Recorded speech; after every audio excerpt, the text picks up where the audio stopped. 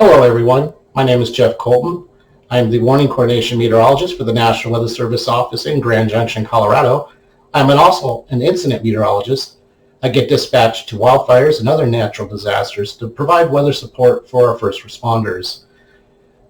Today we continue with Flood Safety and Wildfire Awareness Week in Colorado, and today's topic is wildfires.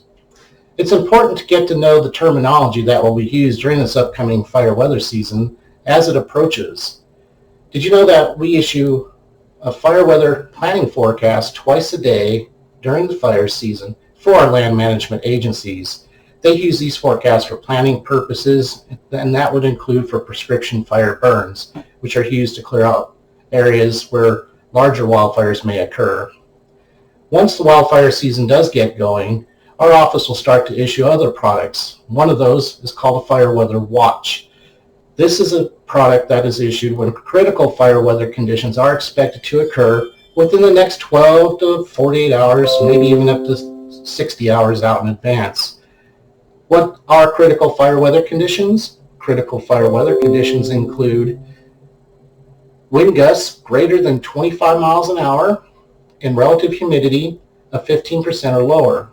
So a combination of these two ingredients with dry vegetation will trigger the issuance of a fire weather watch. Once confidence is high enough, forecasters will go ahead and issue a red flag warning. Red flag warnings can be issued anywhere from 1 to 2 days in advance, and this means critical fire weather conditions are expected. So we are anticipating those winds to be 25 miles an hour or greater and those humidity values to drop below 15%.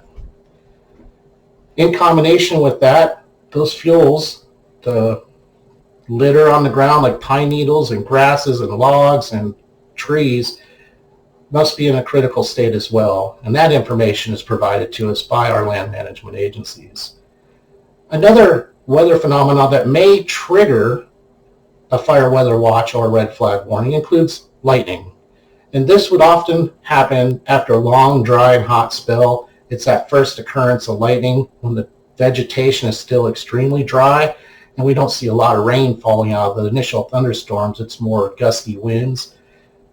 Lightning can spark a fire, and those gusty winds hit and spread it fast. So that's another situation where we would issue a fire weather watch or a red flag warning. And did you know that after the fire has moved through, after it's gone, we have a new threat that emerges? And that's on the burn scar, and that happens to be whenever it rains. Did you know as little as a quarter inch of rain in about 15 minutes could cause a raging flood? A flash flood can occur, and you'll see ash and debris, trees, logs, rocks, and boulders sweeping down a canyon, and all this occurs in 15 to 30 minutes with just a little bit of rain. So those conditions can persist and last for anywhere up to 2 to 3 years after a fire has moved through a region.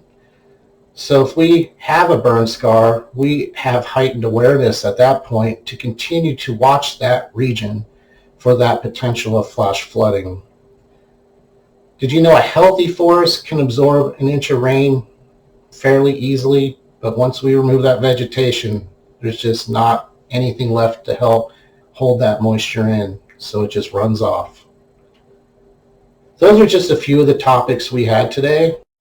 We hope you've enjoyed this series of videos that we've been producing and the safety messaging that is provided on our social media sites, including Facebook, Twitter, and our YouTube channel.